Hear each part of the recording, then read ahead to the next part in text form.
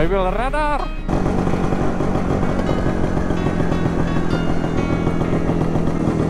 Jsem si chtěl udělat tady někde fotku, ale moc nevím kde.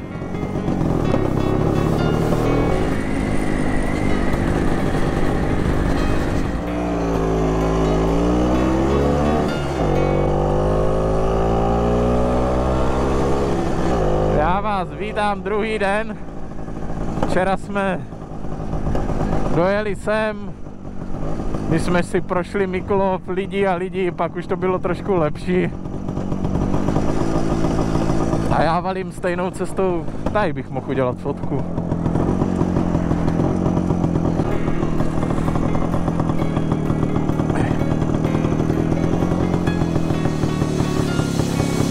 Je to proti slunku.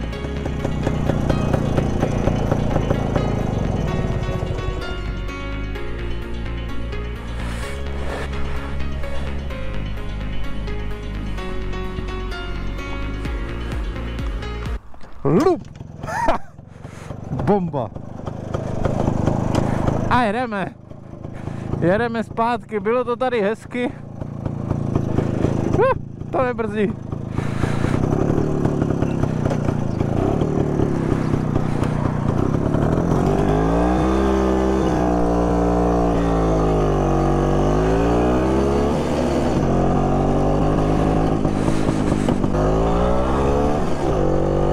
Ahoj Mikulové! Překvapilo mě, kolik je tady lidí. Jedu trošku později, než jsem jel včera, slunko je dost vysoko, ale do obličeje mě furt nesvítí, takže je to paráda a pohoda. Vítr zatím nefoukal žádný, když jsem vyjížděl. Ale jede to jak děs teďka.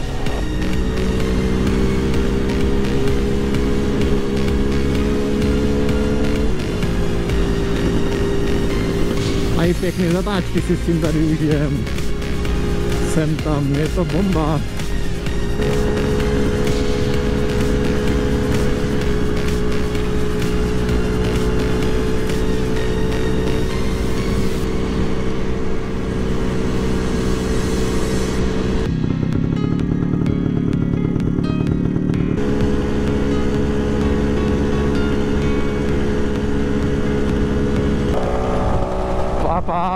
Bylo to moc pěkný tady, moc. Já to tady mám rád, tu Jižní Moravu, fakt jo. Co to jede? Jede to hezky. Já jsem spokojený. Lidi. Připomeň, dneska to jede jak jas. Asi je to stopečko.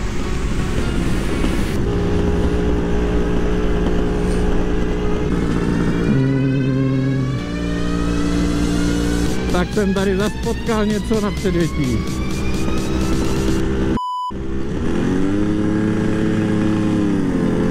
Mně se zasekl plyn.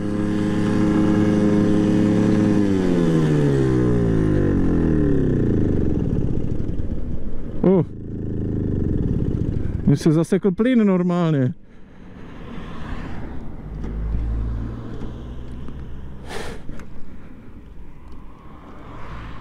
To je tady tím, kudla.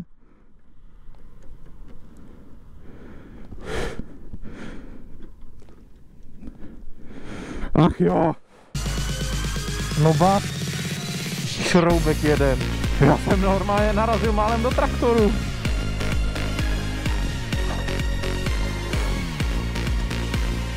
To by nebyl výlet, kdyby se něco nepřihodilo.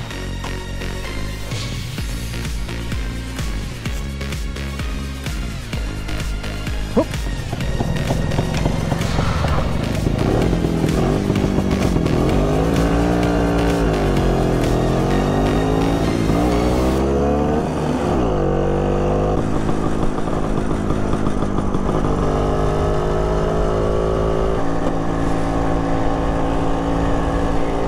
Ale to je on. Tak co, dostanu druhou šanci. Jupi! Předjedu traktor, jupi! Haha!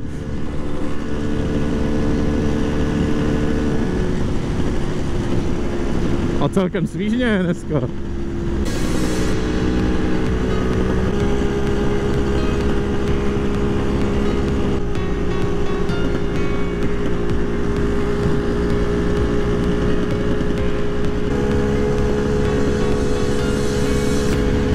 Hezky zatáčky, hezky.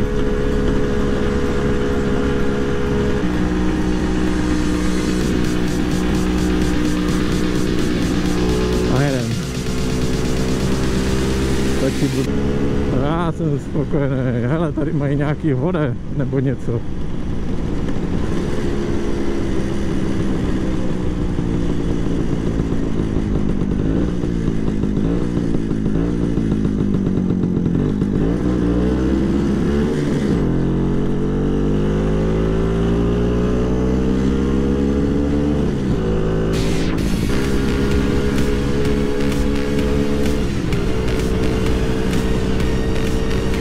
Přišel jsem na jednu věc, co se mně ještě stala, krom toho, že mě zůstal viset plyn, tak jak je nádrž tady vepředu připevněná 2 šroubama, tak se mě vyšroubovali, začalo to klepat a včera, jak mě něco trefilo do nohy a celkem to bolelo, říkal jsem si, co to bylo za kamínek, nevím, jestli to mám natočený, no jak to byl ten šroub asi, pravděpodobně.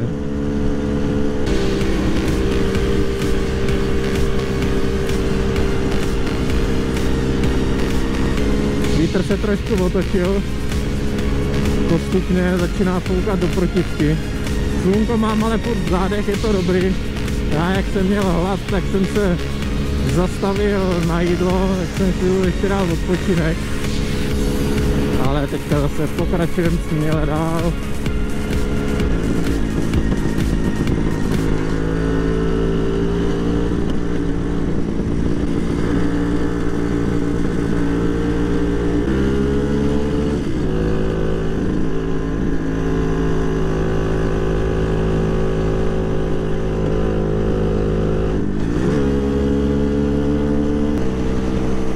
Já doufám, že bude ještě hezky a ještě někde vyjedem na Veteránovi letos. No, uvidíme.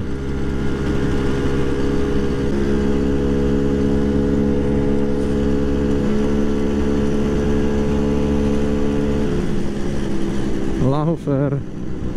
Tady to je krásný, koncerty se tam konají. Burčák tam mají teďka.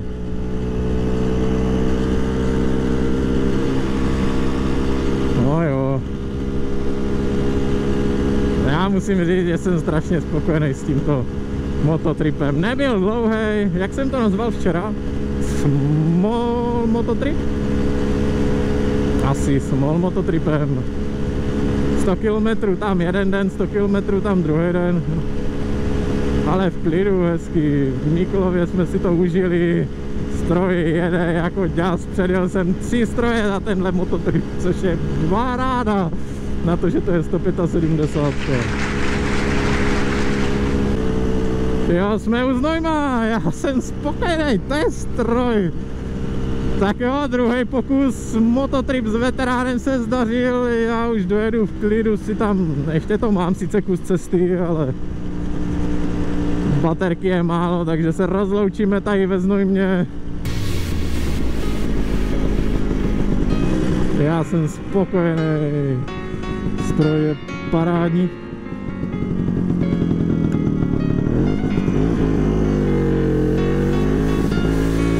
Jsem to málem nedobrzdil.